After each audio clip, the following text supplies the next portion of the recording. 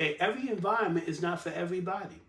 You send some people to a tropical environment, it suits them. You send some people to an Arctic environment or cold environment, it suits them because that's what their history and their genetic evolution has been.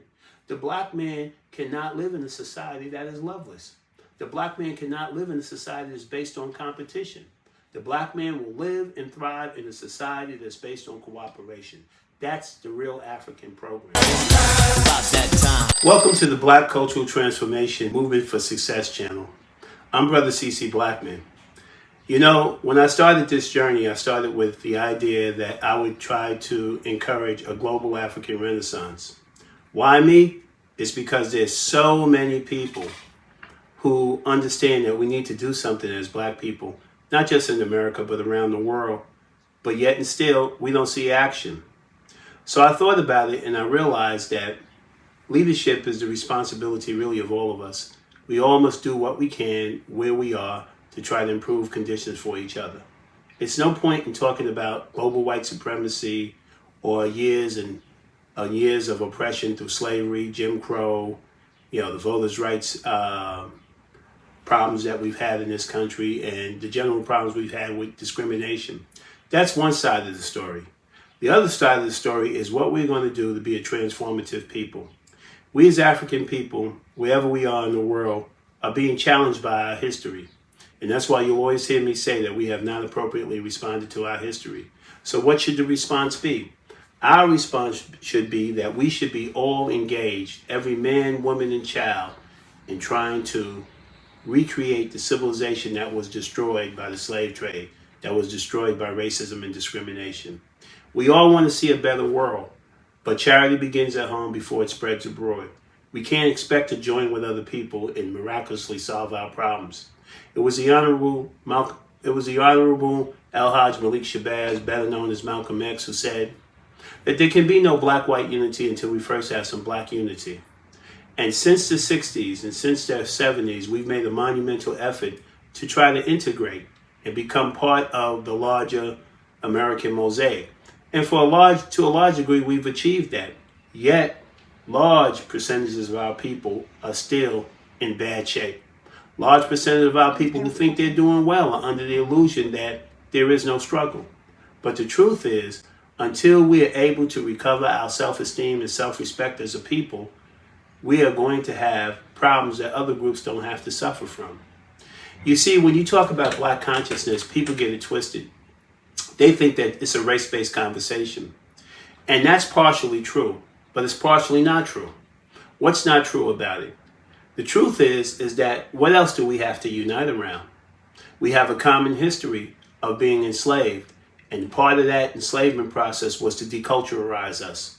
We lost our names, we lost our languages, we lost our religious beliefs, we lost our connection with our ancestral homeland, and it put us in a situation where the only thing that we can recognize that is obvious to us is that our color is a problem.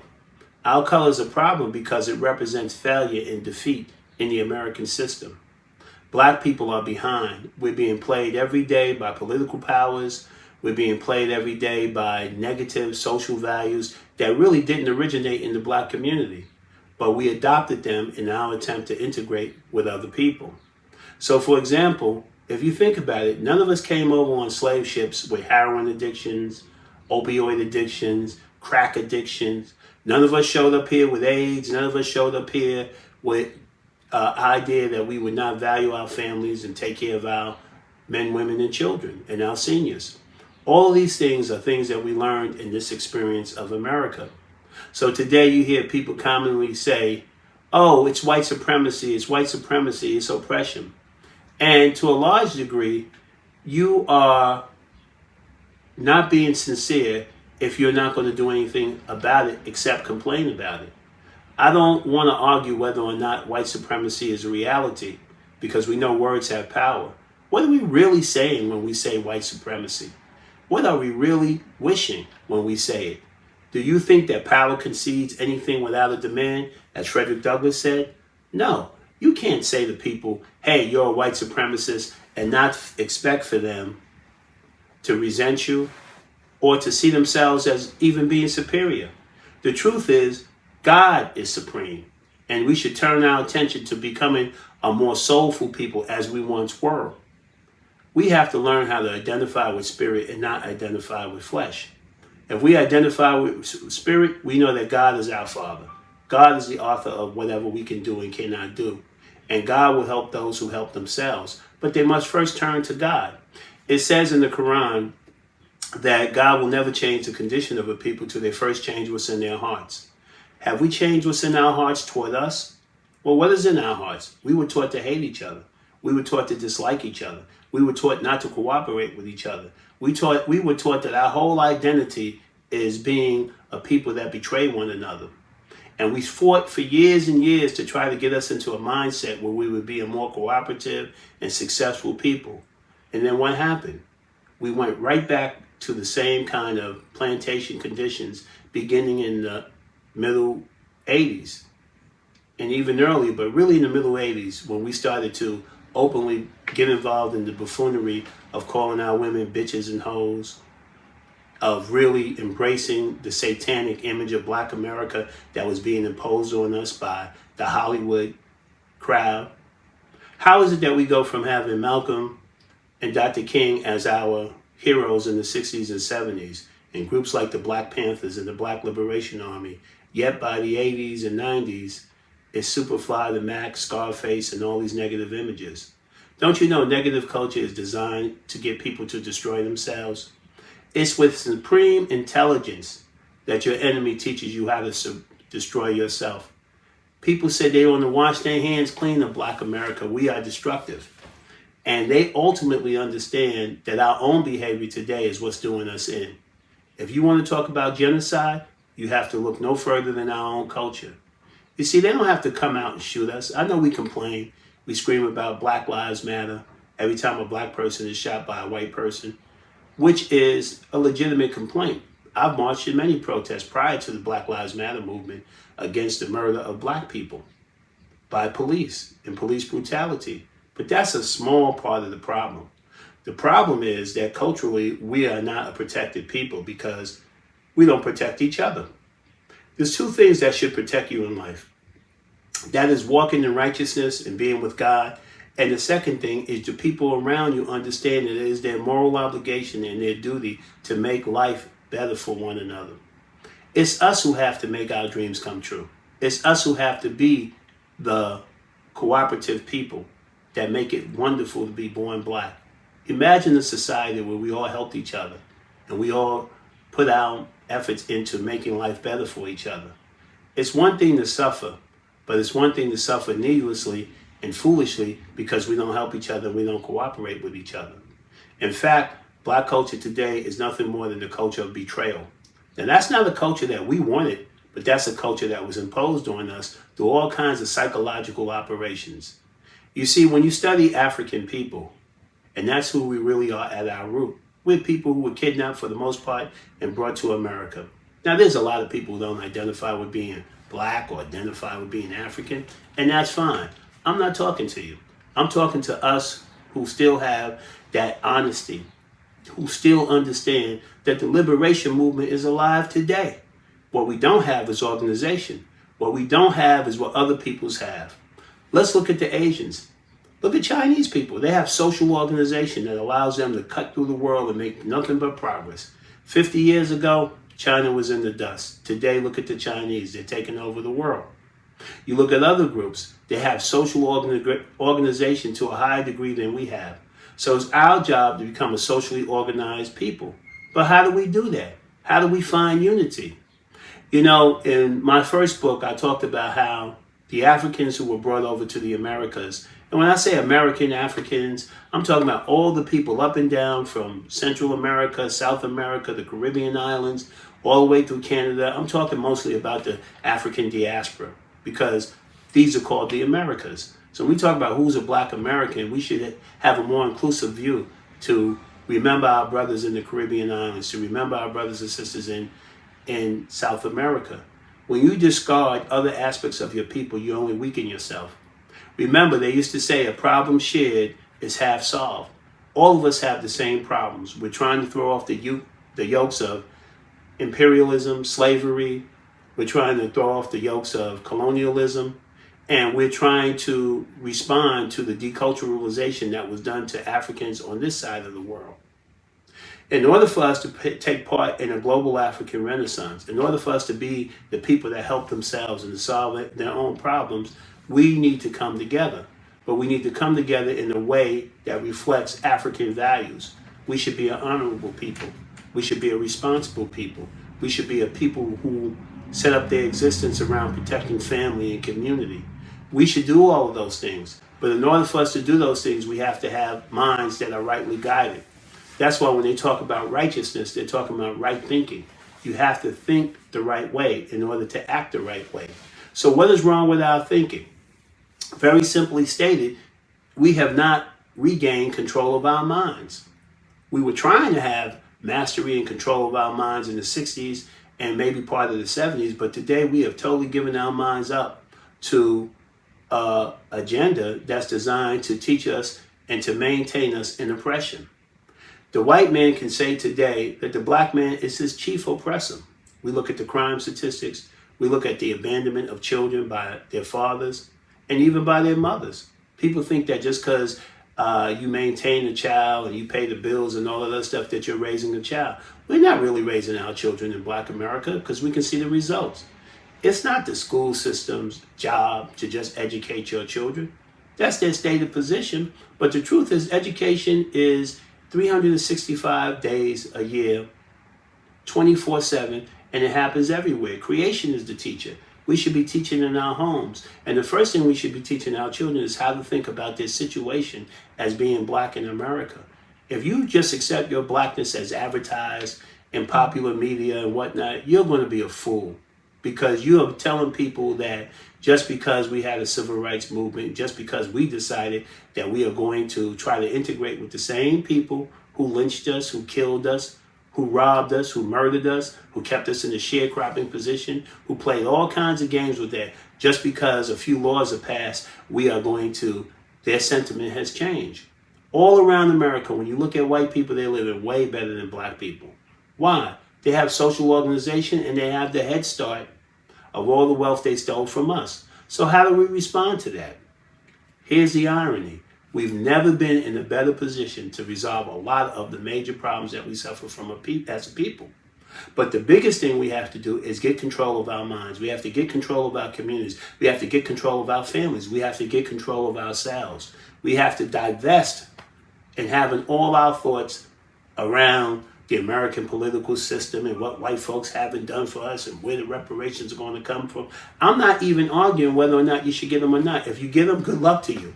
I know they gave you a holiday. I didn't see no reparations come with that. They talked a lot about during election time, and they're going to do it again because we keep going for the same thing. But I'm not here for a political message. I'm neither a Republican or a Democrat.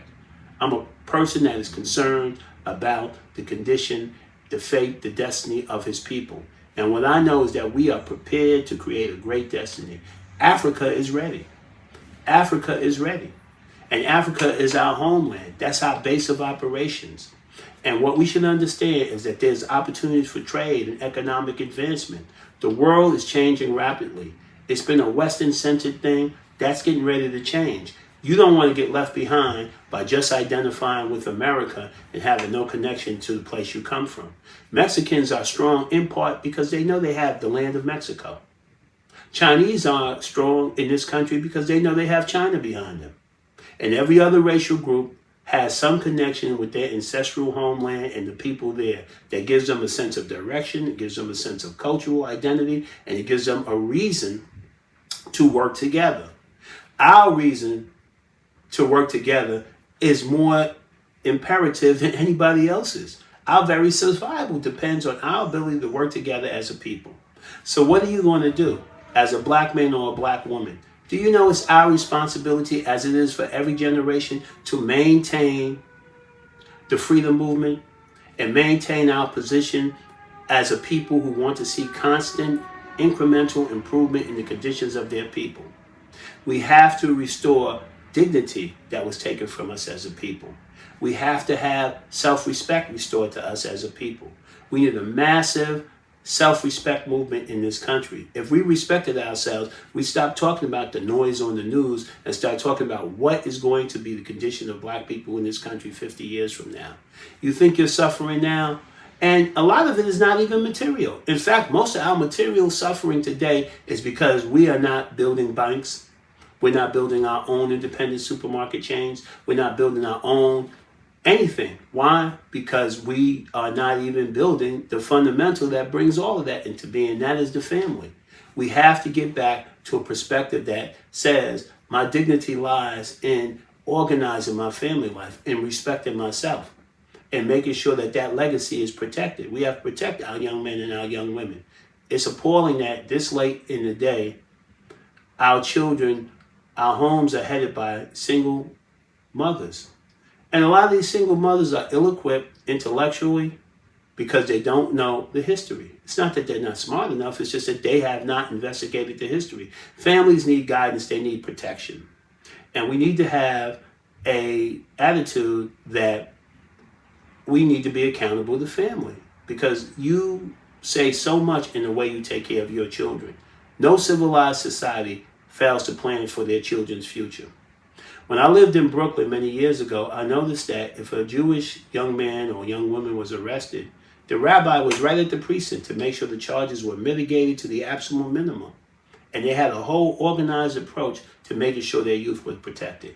With all the black kids that get arrested, where is our liaisons with these precincts that are destroying the lives and futures of so many young black men and women? Why don't we have our own community patrols? Why don't we have the kind of respect that says we can take charge and take control over what's happening in our community? We have the ability to do anything that we want to do. God has not given to the white man, the Chinaman, the Hispanic man, or any other kind of man something he didn't give to the black man. The black man must honor himself. The black woman must honor herself. And we must respect and love what God created in us. Our uniqueness is our strength. Our uniqueness is our power. Us relating to each other is where the power really is. All of the arguments over being disrespected and all the gossip and all the dislike is because we don't understand that we are one. Okay? You can't have any world peace or world unity until all the people of the world respect themselves. If Africa remains divided, you'll see interventions by all kinds of countries around the world to play us because we're fighting amongst ourselves. We need to unite. And we in the African diaspora, we specifically here in the United States, can play a vital role in the global transformation of the image of the black people. No matter what you do in life, your life should be meaningful. In order for you to have a meaningful life, you really need to do things that ennoble your life. Okay? God is just. And if God is just, we must be the instruments, if we're with God, of justice. And justice says that black people need to turn to each other with intelligence, with love, with compassion, and with hard work to try to change a negative situation into a positive situation. We cannot continue to be the minions of white people. We cannot be a subculture in America where we wait and decide, we wait to do what we need to do based on what white Americans are doing. We have a whole different historical agenda. White people are trying to preserve their power. We're trying to get some power. And the power that we're trying to get is right in our hands. We have resources, we have money, we have each other.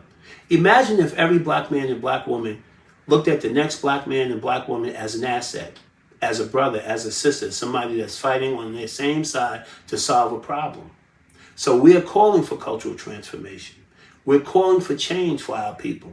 And all of us know that this should be done. I'm not saying anything new. But what I'm saying is that all of us must use our voice, whether we're on social media, wherever we are, to spread the message that it's time for a dramatic change in the condition of black people. The world is moving on, and we have to move right along with it.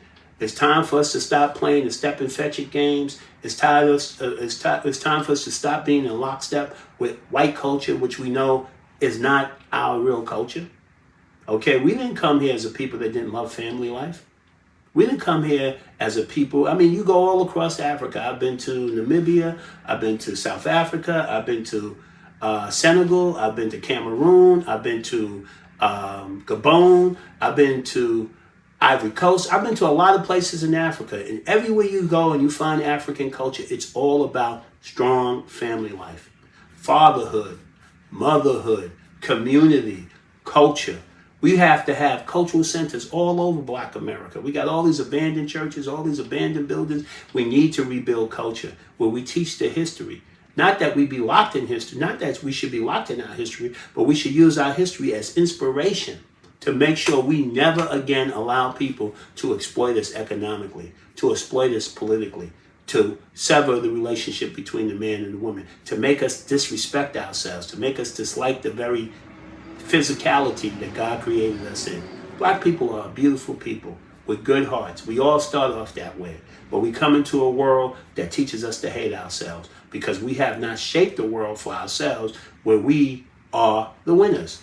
We are the people that are creating a culture that we can live in. Okay, every environment is not for everybody. You send some people to a tropical environment, it suits them. You send some people to an Arctic environment or a cold environment, it suits them because that's what their history and their genetic evolution has been. The Black man cannot live in a society that is loveless. The Black man cannot live in a society that's based on competition. The Black man will live and thrive in a society that's based on cooperation. That's the real African program. And prior to the European domination of the African continent and prior to the slave trade, we had a lot of these things in place. We must recover that. We must recover our self-respect. We must recover our power as a people. It's up to you and it's up to me. All of us can do something. It was the great Martin Luther King who said, all of us can be great because all of us can serve. We must be of service to one another. We must be of service to our people. We must be of service to our families. We must be of service to ourselves. This is very important. What really matters in life is the legacy that you leave. I've seen Jewish people leave whole hospital wings and do all kinds of things for their people. And they will not be forgotten because they have left a mark of something that improves the lives of people yet to come. We have to think that way. The more you try to solve the cultural problems of Black people, you'll start to solve more of your personal problems. Black people are overwhelmed with personal problems. They wonder why. Our women wonder why a lot of them don't have mates. Our men wonder why a lot of them don't have mates. We talk about the high incarceration levels. We talk about all of the sicknesses that afflict our community in disproportionate numbers than other people. All people have problems. I'm not saying they don't. But I'm saying our people are particularly afflicted with problems that are so solvable with just a little civilized behavior. And when I say civilized behavior, that means working together, being civil with each other, being respectful to each other, being cooperative with each other. So this is my message for today. And I want you to like and subscribe to the channel because these are the conversations we're going to have every day until we start to build a movement in this country that really works for us. I hear so many people on the line talking about what BLM didn't do and what you call it. Well, here's a movement that's talking about addressing the very issues that we're talking about. Let's not just keep being a reactionary people. Oh, they kill a Black man, we're going to go march in the street as if that's going to solve a problem. Let's be a people that plan for our success. It's all in planning. It's all in discipline. It's all in being with the Creator. That's our natural inclination, to be with God. We are believing people. We used to have soul. Let's get some of that back. Let's stop identifying with flesh and identify with spirit. Because the Spirit of God is in all of us. We can change anything that we want to. But we have to get back to being the people we once were. And that was the people that had group concern instead of just focusing all the time on individual concern. We live in an environment where we create hell on earth for each other because we don't really have a common agenda. It was the Honorable Malcolm X who once said, you live in a ghetto and you complain about it, but you ghettoize it yourself. We have to look at each other and say to ourselves that, hey, listen, we can make any environment pleasant if we want to. We can speak to each other. We can be respectful to each other. We can stop throwing trash all around each other. We can stop victimizing each other with crime. We can start preparing for the development of our youth and get our children off the street. It's a shame that Black boys today, you can go some places around the country and they're cleaning windows in the streets. Where's the organization by the senior level of people? Okay, so as I get older, I'm raising 4 children. I'm very proud of the development in my children. Me and my wife have kept our relationship, our marriage together for nearly 20 years. And I'm not saying that to brag. I'm just simply saying I was fortunate enough to know that the number one responsibility we have is to love each other and to respect each other and to keep our relationships sacred. Okay, and all this comes from understanding that our power comes from a spiritual commitment. Okay, we have to be with God. We can't be successful without God. And go to God any way you want to, but be sincere. Because part of our problem is we're not sincere enough. We're not serious enough as a people to solve our problems. And if we become serious, a lot of the pain and the suffering that we're in as a people will start to dissipate. I'm Brother C.C. Blackman. Hope you enjoyed this message. Look for more like this on the Black Cultural Transformation Movement for Success channel. Thank you so much for listening. Like and subscribe. About that time.